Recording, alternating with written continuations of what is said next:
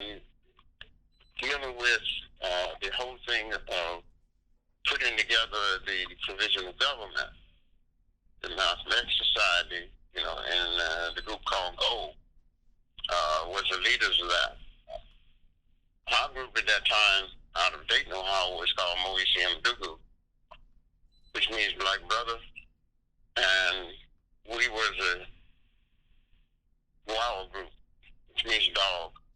We would do anything that they said do. The reason we started our group, for a little information, Dayton is a redneck country. At that time, it had 8 or 10 General Motors plants there, and anybody who spoke, they came down to Dayton and was shooting people. So we formed our legal police group. Well, it was a group that was dealing with, being hard for different things like they have today. But back then, you had to be part of the police department in terms of traffic, and you had to shoot with them, you had to study, that whole kind of thing. So we learned law enforcement pretty good. When John Church told us to do that, we thought he was crazy. But it did pay off. We didn't have any more white folk coming to West Dayton shooting people, because we had 30 legal guns over there.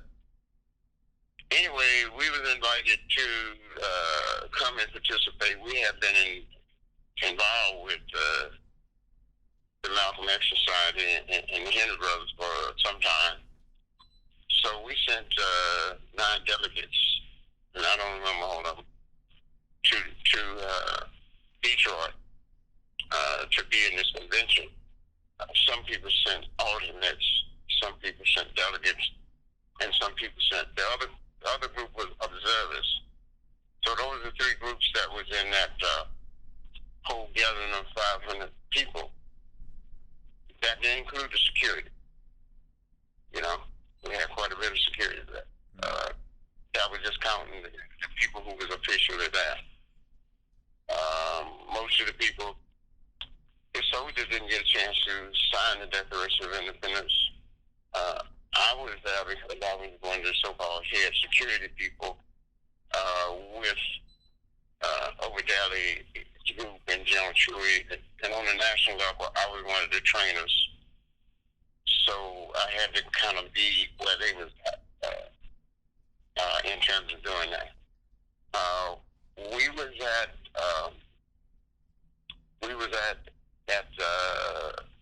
I don't forget which one of the colleges. Well, I got something that's got it. We was at one of the colleges. We was at the Black Madonna. That was where some of it took place. And we was at the 20 Grand Hotel. That's where the actual voting took place on that day. And we had another group of people. The vehicle broke down. They was on their way. Our vehicle actually broke down. And for whatever reason, I'm not sure where it was coming from, but we traded vehicles. And the vehicle that we had was one of those old VW vans. And when we came back to Indiana, that's where the place at. We saw the van, and it's full of holes, but we didn't see the people because we didn't really know them at that time. And that kind of bothers me today, because we didn't know who they were, and it could have been us that was in that van. We would have never got to Detroit. So the word forever, I'll be trying to deal with the ancestors, being thankful that we was able to do that. It was some incidents that went on down there, at the 40 Grand Hotel. We was in some tough arguments and stuff, trying to deal with issues. And one of the brothers had a weapon, and it went off, and nobody got hurt. But after that, we came to the conclusion of some of the things that was dealt with. Actually, one of John Church's work papers. I have a copy of it. I think I sent it out. I think I sent it out in one of the packages y'all got. If you look through it, if not, I can find it and you send it. But it took me a while to deal with signing the Declaration of Independence. Because I was in racist Ohio. I worked for General Motors. And we was having all kinds of things with Moses dress. Our group, Moses and Dugu, we wore black boobers with leopard around the edges and the collars, and we wore military pants with leopard down the side. So that was our whole thing.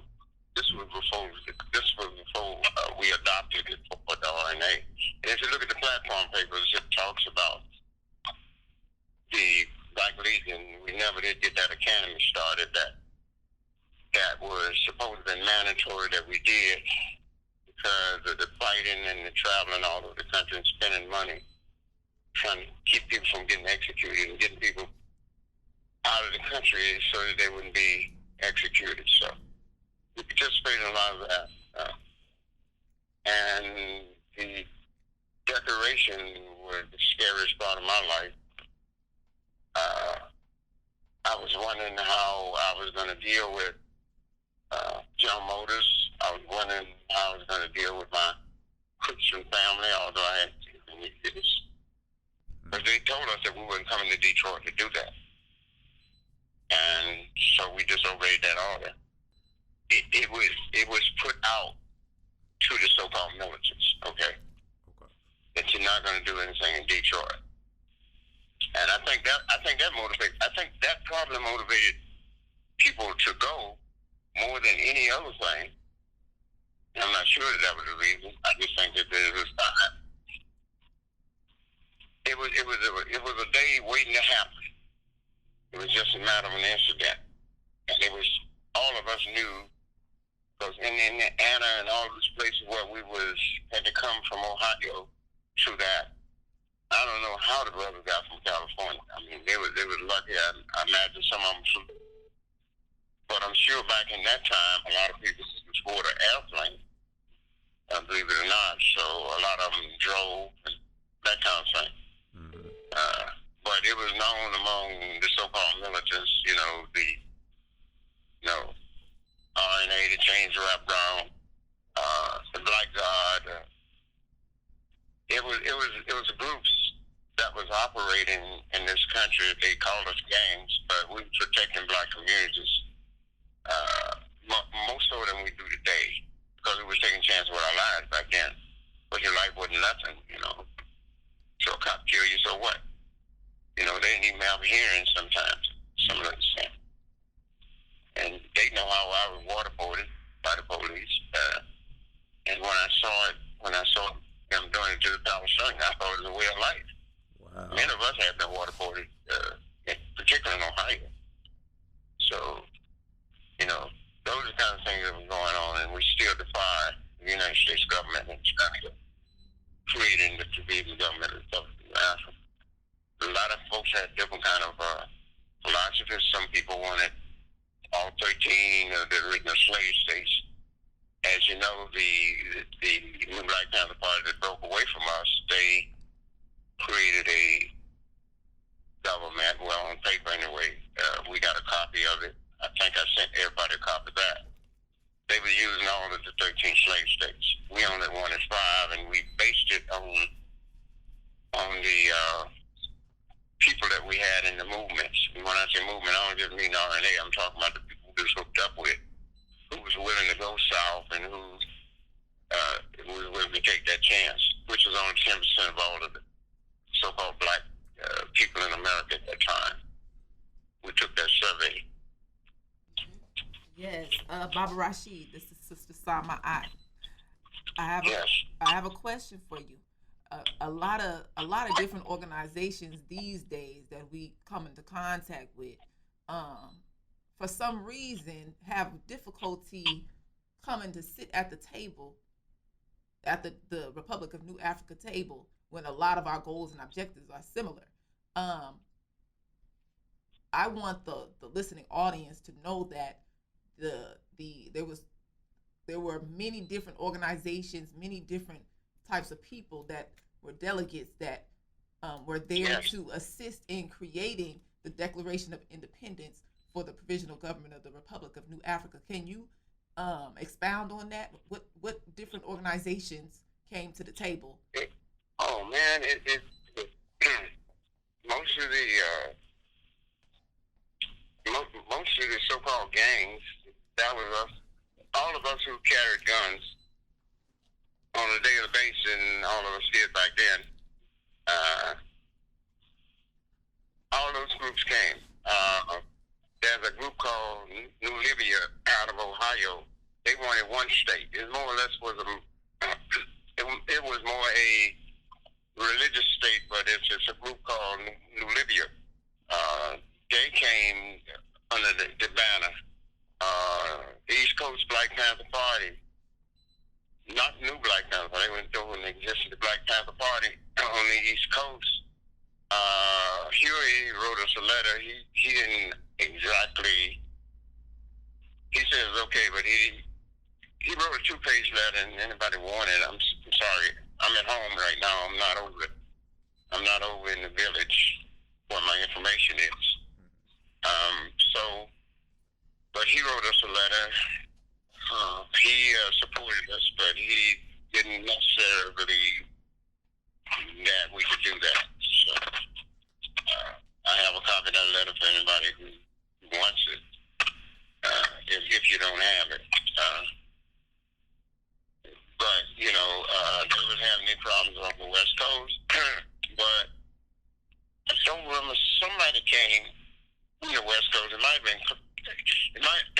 been Catherine Cleaver, because she did a lot of traveling, and she did a lot of direct stuff with RNA as a person. In fact, she attended one of our big deals that we had in Dayton, Ohio, concerning the police. I have a picture of that gathering too. You gotta remember, I was a soldier. A lot of the physical information I didn't get, but I got what I could get, because I needed it to deal with the military on a national level at that time. Many of the people don't want to deal with us for 2 reasons. One, they got the 501(c)(3)s, and they are hooked up with white organizations. We was hooked up with several white organizations too, but we just did with it a different way. We had a group of white people called themselves the anti-imperialists, strictly armed people. We had a group of people, a white group that was dealing with Matulu. We had a white group called Cure, before they was named Cure. So we had people who had certain kind of interests. We dealt with white groups that had similar interests on similar situations. They didn't become a part of the RNA. It was affiliated with the RNA. And when those issues that dealt with getting people out of the country, putting a buffer for the Ku Klux Klan, like happened in Georgia, those kind of things that we had in common with those. And we had the John Brown group was out of Ohio. They was probably the most militant, probably closer to us than any other European group, was the John Brown group. So yeah, we I don't think we are anti-white. We just pro-black. I mean, we didn't waste time doing what we do now. We look at people and want to do they qualify. If we start doing that, then Queen Mother Moore, Elijah Muhammad, Malcolm X, Drew Ali, Walter White, Adam Clayton Powell, Turner. Turner, he was divorce, but his father had a relation with his mother, you know. And so all these heroes that was bad, that did all that bad stuff, they were mixed breed people. And then we had the dark-skinned ones. So we, that's reason Malcolm X made it clear what we were. But black, brown, yellow, and red, so-called Negro. That's what he called us. He described who we are. And we keep getting hung up. And people don't want to work under those conditions because we sound just like the white man. Look, they told us in the political sense of the United States that if you got one drop of African blood, therefore you are a Negro. I didn't understand how to jump from Africa, but that's what's in the writings if you read the old Constitution of the United States. And if we're going to win this war, we got to know how they set this government up and stop being blinded by all these books people are writing, which at the time, some of them, I didn't even know they existed. And they weren't even in the NAACP. So I don't argue about it because any writing, as long as it's pro trying to get us somewhere to go, then I won't publicly attack it unless they attack the RNA. Then I would challenge them on not just something that we wrote, but what we did. In terms of going all over this country, having rallies, and we had armed rallies. We wasn't there talking about being in peace.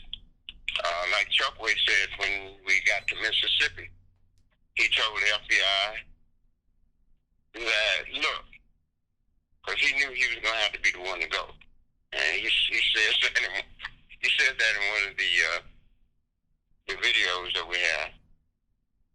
So he went over and they asked him where he was going. He said we were going to the land. They said, go ahead. He said, well, why don't y'all get out of the way?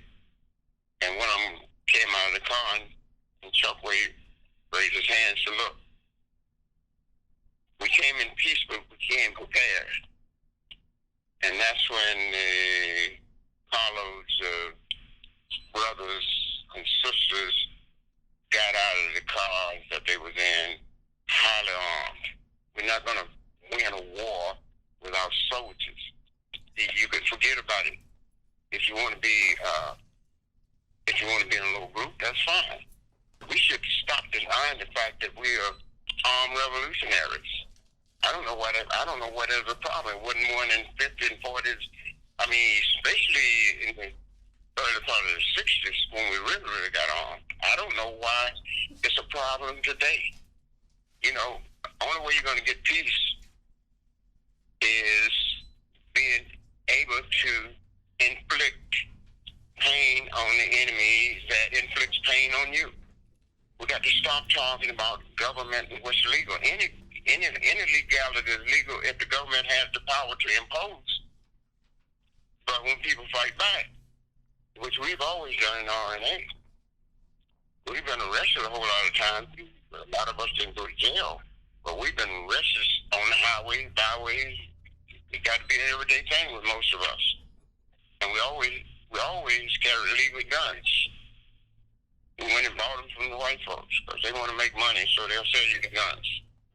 And that's what we did. But it seems like now when you say that, we seem to believe that a civilian government is supposed to be unarmed. How are you going to carry out the policy? Eventually somebody's going to make us either shut down or eat the policy or fight back. So we got away from that kind of attitude. We got this new thing where let's do something in a peaceful way, and they come into your community to the teeth. So that's where we kind of got off the trail a little bit, and I think that's the reason all these other groups is doing and saying things that John Chewy wouldn't allow it to be said. But anyway, at any rate, I kind of got off a little bit, going back in the history, reliving it, how that goes. That's fine, brother. You said something that we need to hear. Sure. And our whole thing is, and the other thing, we used to have a militia, which meant that the military and the citizens joined together. We had that going on in Dayton, Philadelphia, Cleveland, Cincinnati, and a few of those places. Yeah.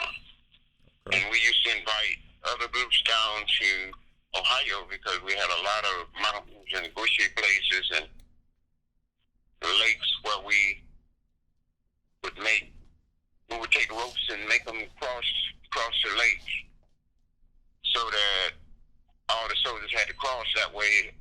If they missed it, they fell down into the little, wasn't a lake, there was a little river up there around